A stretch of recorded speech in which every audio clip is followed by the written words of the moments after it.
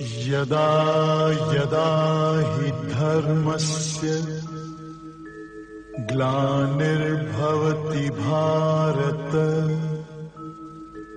अभ्युत्थानम् अधर्मस्य तदात्मानं सृजाम्यहम् परित्राणाय साधूनां विनाशाय च दुष्कृताम्।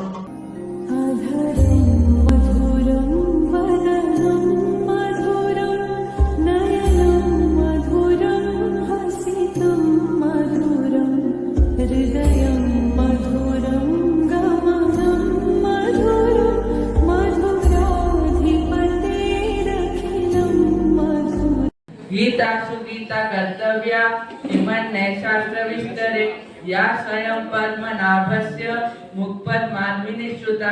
શ્રીમદ ભગવદ ગીતા એટલે શું છે? તો ગીતા એટલે શ્રી કૃષ્ણના મુખારવિંદમાંથી પ્રગટેલી વાણી. गीता प्रज्ञस्य का भाषा समाधि सत्थस्य केशव निदधि किं प्रभाषेत किमासीत व्रजेत किम विषया विनिवर्तन्ते निर्हास्य देहिन रसवर्जं रसोपस्य परामृष्ट निवृत्ते। શ્રીમદ ભગવદ ગીતામાં વિનોબાજી ભાવેને અનુસરતા તેમના દાદા દાદી અને દાદા દાદીને અનુસરતા તેમના પૌત્ર પુત્રની વાત કરવામાં આવી છે. યદદાચરતિ શ્રેષ્ઠસ્થ દેવે તરોજના સયત પ્રમાણમ કુરુતે લોકસ્થ ધનુ વર્તતે. આ વિશ્વમાં અનેક લોકો વસે છે, પણ જે મહાન વ્યક્તિ હોય છે તેમને લોકો અનુસરે છે. કહેલું દ્રશ્ય. કાલથી ઉનાળુ વેકેશન છે. હા, આપણે દાદાજીના ઘરે જઈશું. મજા આવશે. યે ગામડાનું દ્રશ્ય.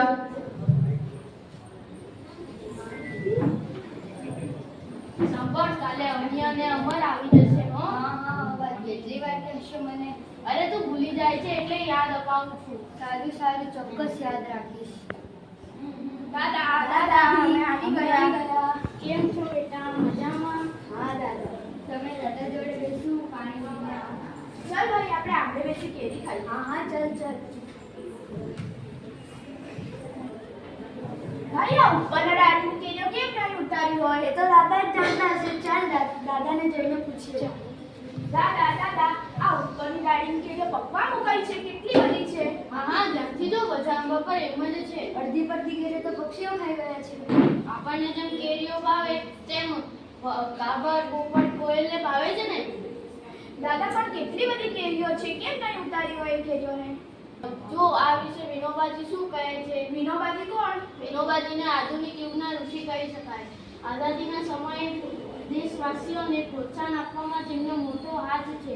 તેઓ માનતા હતા કે ભોજન કરતા પહેલા તુલસીના છોડને પાણી પાવું, ગાય અને કૂતરા માટે કંઈક અલગ કાઢવું એ ભારતીય સંસ્કૃતિની કંઈક આપવાની વાત છે.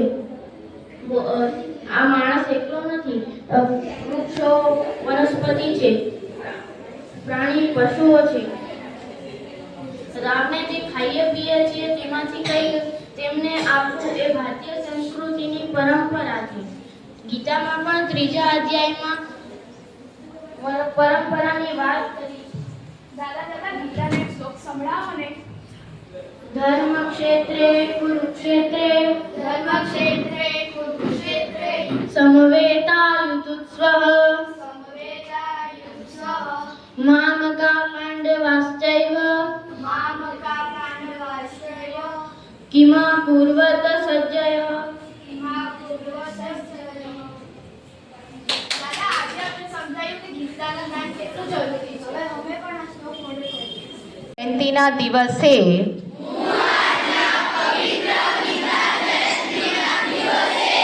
ભગવદ ગીતા દ્વારા આપેલા જ્ઞાનને મારા જીવનમાં ઉતારવાનો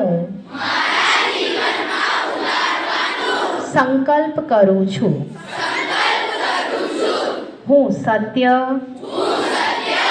અહિંસા, કર્તવ્યના માર્ગે ચાલીશ.